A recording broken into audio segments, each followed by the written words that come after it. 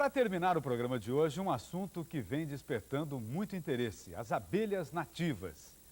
A reportagem também foi motivada por uma carta de Dona Marli Gessner, de Guaramirim, Santa Catarina. Ela quer saber que abelha é esta que enxameou dentro da casa dela. Diz que são dóceis, produzem bastante mel. Dá para fazer uma criação? Dona Marli, eu mesmo fui buscar sua resposta no Triângulo Mineiro. Dona Marli, eu trouxe a sua carta para um dos maiores entendidos em abelha nativa do Brasil, que é o Dr. Warwick, que é atualmente professor da Universidade Federal de Uberlândia, Minas Gerais. É um dos maiores apaixonados por abelhas nativas aqui. Desde 8 anos de idade.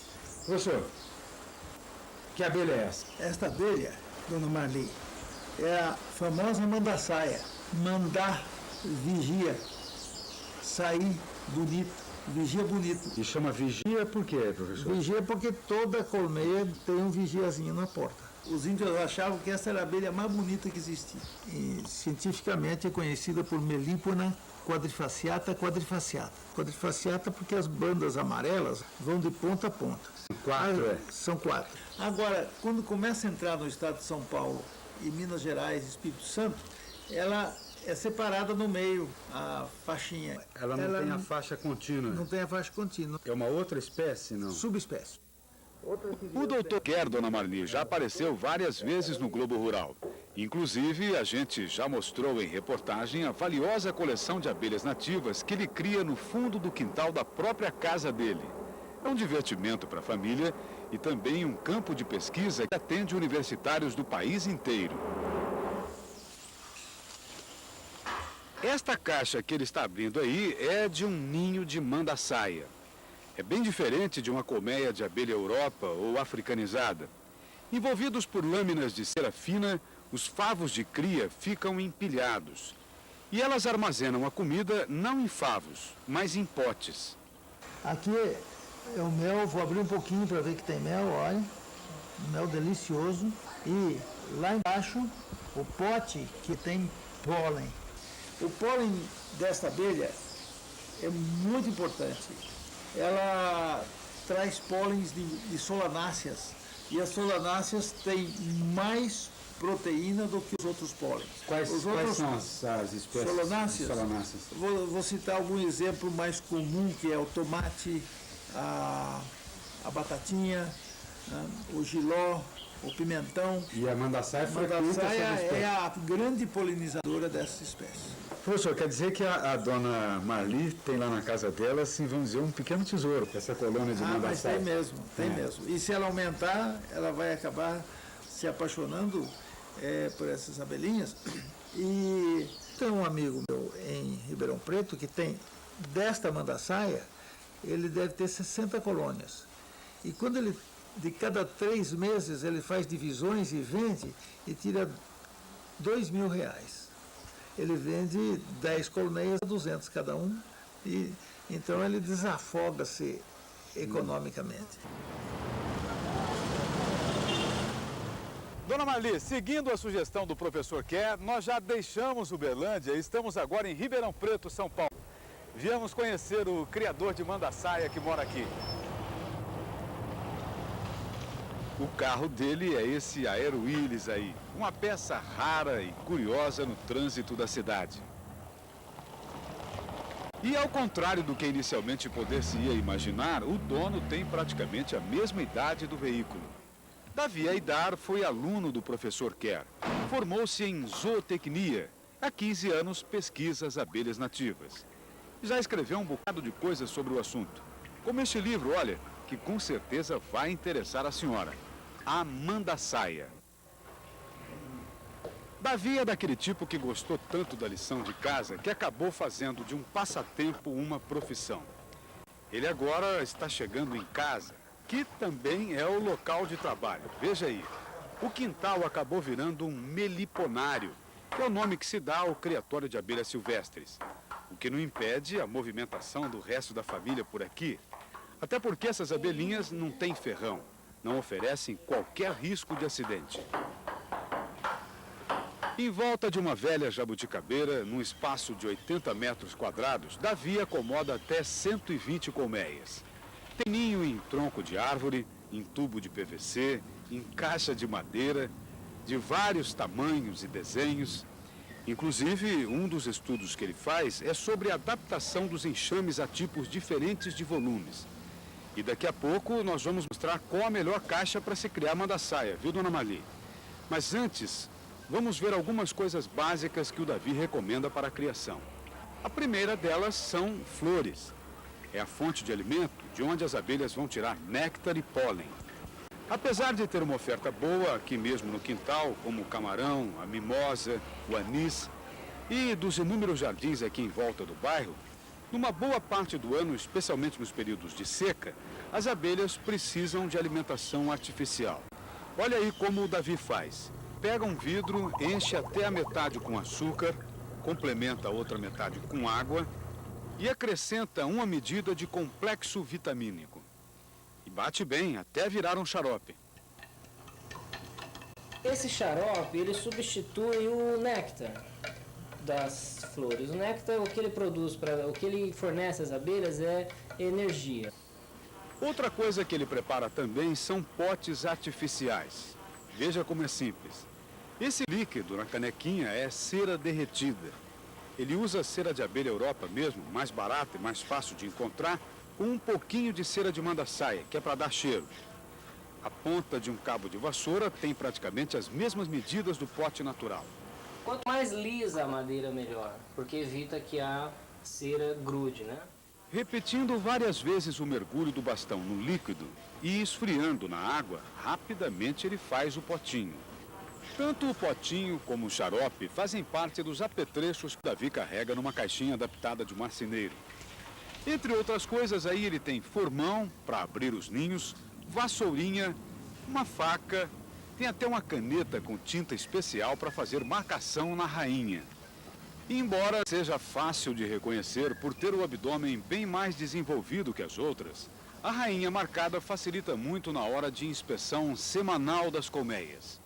É nessas ocasiões, por exemplo, que se usa aquele xarope que nós vimos ser preparado. No caso aí, nem precisou do potinho artificial.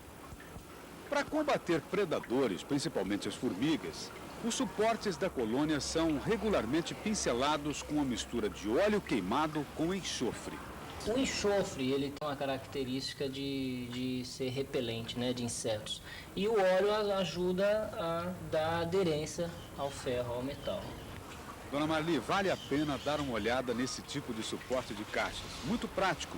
São barrinhas de ferro de construção fincadas nos canteiros. É um suporte simples de ser desmontado, transportado. Inclusive a dona Marli, se for iniciar na criação de abelhas nativas, eu sugiro que utilize esse tipo de suporte.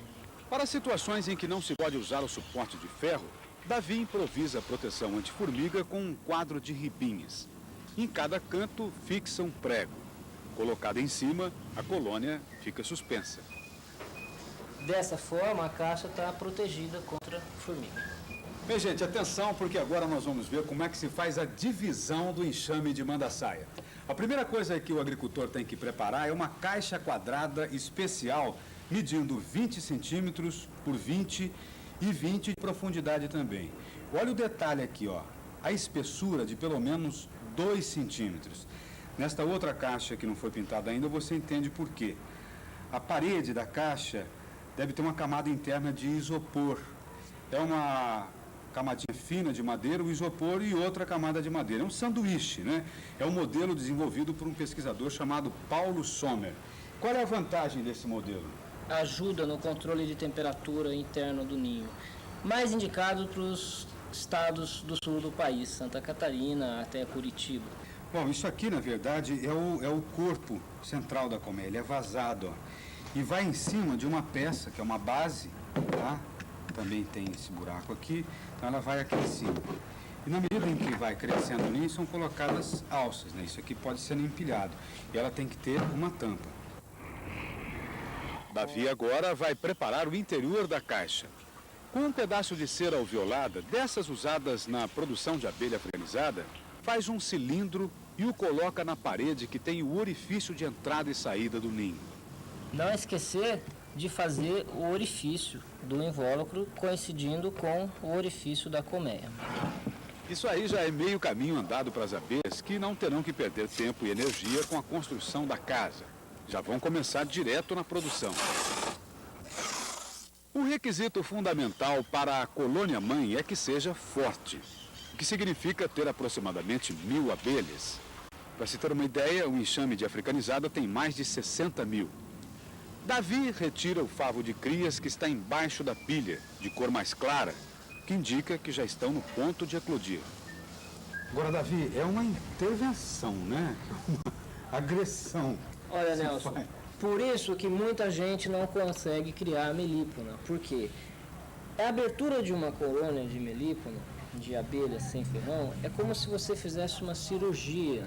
Então, quanto mais rápido esse processo for feito, resultados mais positivos você vai ter. As crias nascentes são postas, então, na caixa filha. Para o novo ninho, traz também um suprimento de mel. Agora, eu não vi você colocando pólen nessa colônia nova aqui. A colônia nova, você não deve colocar pólen, a não ser que você coloque pólen em potes fechados, porque o forídeo, que é o mosquitinho pseudohipócera, ele é um predador que ele se alimenta, as larvas desse forídeo se alimentam basicamente de pólen. E como a colônia está fraca ainda, você colocando o pólen, você coloca um atrativo para esses forídeos. Não deve ser colocado, você deve deixar que as abelhas coletem o pólen no campo. Com a prática de quem faz isso rotineiramente, Davi não demora mais que 3 minutos para realizar a divisão. Aí já está passando a fita adesiva para lacrar o ninho. E ao contrário do método tradicional em que a caixa filha toma o lugar da caixa mãe, aqui a colônia que serviu de matriz fica no lugar de origem. A filha vai para um novo lugar por uma razão que pode ser o pulo do gato dessa operação. A colônia recém-formada tem que ser fortalecida com campeira de outro enxame. E olha como o Davi faz isso, dona Marli. Parece até que elas estão ensinadas, saem imediatamente da caixa. Isso simula o barulho, por exemplo, de um bico de um pica-pau batendo no oco para tentar comer larvas de abelha, por exemplo, larvas de insetos que ele encontra no toco. E com esse tipo de comportamento biológico a gente aproveita para coletar campeiras. E aí elas formam um volume grande? Forma um volume e vai em direção ao predador, assustando, porque aquele zum, zum, zum, as mandíbulas também, que elas têm bastante força nas mandíbulas, afugentam o predador. E aí vem o truque. Assim que um bom número de abelhas já passou para o lado de fora, rapidamente retira-se a matriz de campeiras e coloca-se a colônia recém-formada no lugar. As abelhinhas que saíram automaticamente voltam para ela. Uma rainha nova espontaneamente vai surgir aí em 3 semanas. E em 6 meses, esta colônia filha já vai estar produzindo normalmente. Já a colônia doadora, onde ficou a rainha mãe, em 30 dias estará plenamente recuperada. Uma colônia sadia de mandaçaia tem condição de fabricar 4 litros de mel por ano. É um produto tido como medicinal e chega a alcançar R$50 o litro, 6 vezes mais que o mel comum. Pode experimentar que esse é um mel mais suave do que o mel que você já conhece.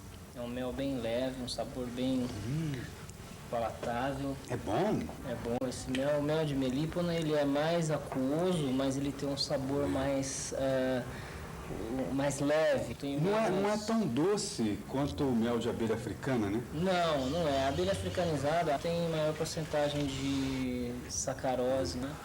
Agora atenção, dona Marli, para uma recomendação importante do Davi que vem lá do professor dele, o Dr. Varvik Kher. Para ter sucesso na criação de abelhas nativas, a senhora precisa formar pelo menos 40 colmeias da mesma espécie. Isso é para garantir uma boa seleção e evitar problemas de parentesco que possam enfraquecer os enxames. Se você tem uma condição de florada excelente, a partir de uma colônia, você pode produzir até 3 no prazo de 1 ano. Agora, Davi, vamos sonhar junto aqui com a dona Marli. Sim. Ela tendo lá as 40 colmeias, ela vai ter condição de ter uma renda a mais no sítio? Tem. A nível de campo, Araújo, dona Marli, isso você consegue 100 colônias porque você tem florada, você tem potencial, você tem néctar, pólen, então você pode produzir, com 100 matrizes, você pode produzir tranquilamente 20 colônias por mês. Veja bem, você vendendo num preço mínimo de R$150, 20 colônias, você já tem uma renda extra na sua propriedade. É o dinheirinho bom, hein? É um dinheiro bom, na hora do aperto a gente consegue se safar. Dona Marli, quem vai ter lucro mesmo se a senhora tocar a criação é o meio ambiente aí em volta da propriedade. A maior parte de nossas árvores dependem das abelhas nativas para sobreviver. São elas que fazem a polinização. Então, criar mandaçaia é criar vida. Bom domingo para você. Um bom domingo e até a semana que vem.